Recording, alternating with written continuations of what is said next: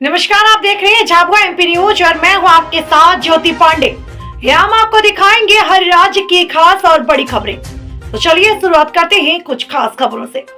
लेकिन उससे पहले प्यारे दर्शकों, अगर आप चैनल पर नए हैं तो अभी सब्सक्राइब कर लें, खबरों को लाइक और शेयर करना ना भूलें। मध्य प्रदेश वक्फ बोर्ड ने 227 बच्चों को दी 10 से 10,000 रुपए की स्कॉलरशिप।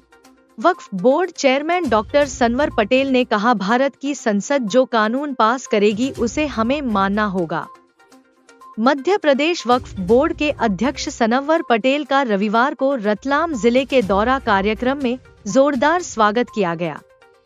इस मौके पर पूर्व कैबिनेट मंत्री ईश्वर लाल पाटीदार, रतलाम जिला भाजपा अध्यक्ष प्रदीप उपाध्याय, महापौर प्रहलाद पटेल, शहर काजी अंजुमन सदर इब्राहिम शेरानी, वक्फ बोर्ड रतलाम अध्यक्ष बबलू पटेल, भाजपा एवं भाजपा अल्पसंख्यक मोर्चा के नेताओं ने स्वागत किया।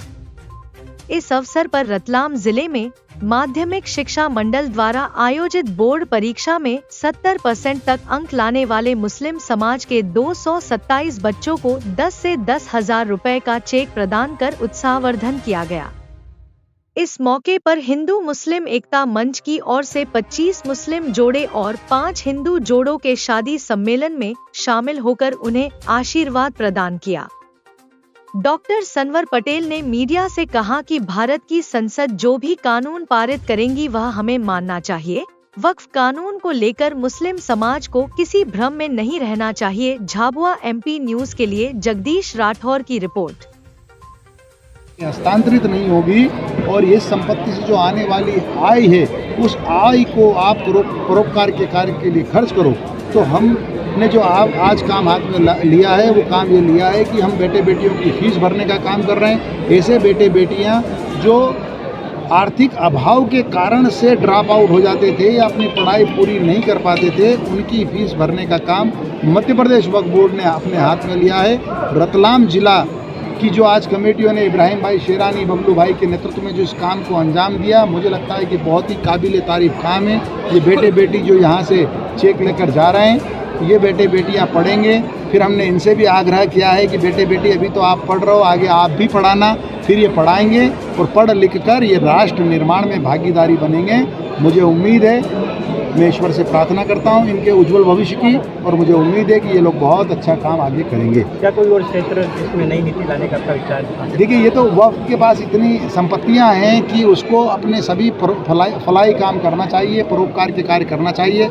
शिक्षा के बाद हम स्वास्थ्य पर काम करने जा रहे हैं और जल्दी हम स्वास्थ्य में काम करेंगे। भोपाल में हमने शुरुआत कर दी है और बहुत ही कम दर पर वहाँ सभी समाज के लोगों का इलाज हो रहा है, और मुझे लगता है कि हम बाकी जिलों में भी इस प्रकार के कामों को अपने हाथ में लेकर आगे बढ़ेंगे। सर, आप खुद विधि के ज्ञाता है, बड़े विद्वान हैं। सर, वक्फ एक संशोधन 2024 को लेकर समाज में एक असमंजस का भाव पैदा किया जा रहा है राष्ट्र विरोधी शक्तियों द्वारा, तो आपने कुछ प्रचार प्रसार के काम किए, उसके बारे में बताइए सर। देखिए, मैं ज्ञाता तो नहीं हूँ लेकिन विधि का विद्यार्थी जरूर रहा हूँ। तो विधि के विद्यार्थी के नाते और वक्फ बोर्ड के अध्यक्ष के नाते, साथ में ही मैं संगठन का भारतीय जनता पार्टी का प्रदेश का प्रवक्ता हूँ, उस नाते मुझे जो भी योजनाएं भारत सरकार की आती है उसको नीचे तक पहुंचाने का काम करना चाहिए और उस काम में मैं लगातार लगा हूं।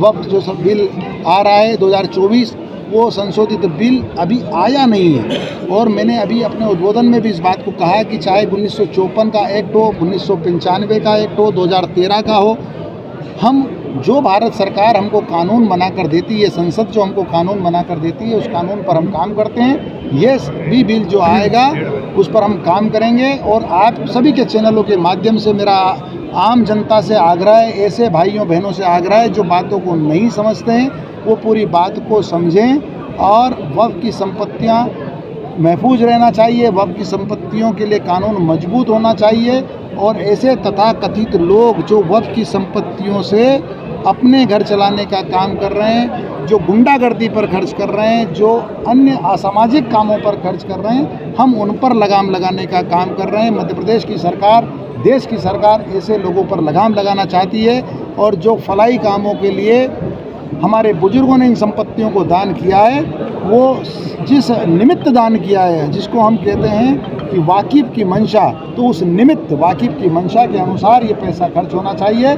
आज हम आपके सामने सिर्फ उद्बोधन नहीं दे रहे हैं, इसी प्रकार के काम को अंजाम देने के लिए आपके बीच आए हैं और 27 बेटे बेटियों को आज यहाँ 10-10 हज़ार रुपये के चेक आपके सामने वितरित किए जा रहे हैं। मेरी आप सब लोगों से भी विनती है, आप सब लोगों से मेरी गुजारिश है कि आप हमारी अच्छी योजनाओं को जन जन तक पहुँचाने की कृपा करें। आपका बहुत बहुत शुक्रिया।